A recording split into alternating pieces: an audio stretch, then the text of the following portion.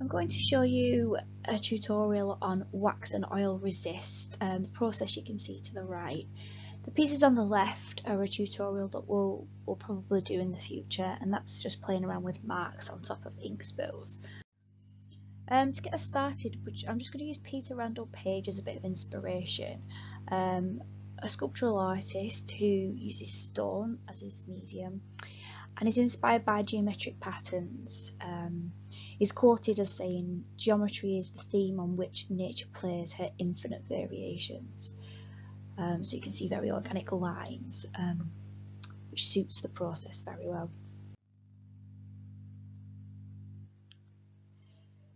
So here I'm going to use oil pastels, and all I'm going to do is create marks, cross hatching, curves following the contours of the form using this pastel.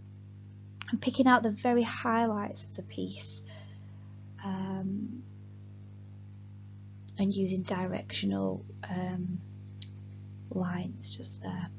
I'm going to use Quink here because Quink creates some beautiful tones with greens and blues as you add the water, and I'm just working it there into the shadows and allowing it to pass through the white oil pastel.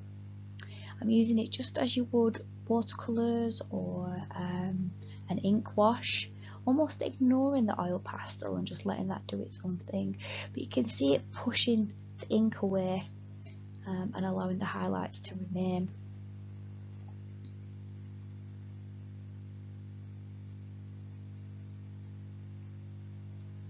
By using the ink in this way, you're creating these delicate curvatures and undulations.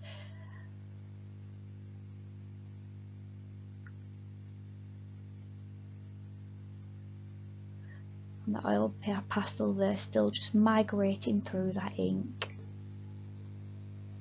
If you use initially intense ink on a section and then wipe your brush and just add water and allow the water to move the ink, you can get these really nice shadowed forms that you can just see there.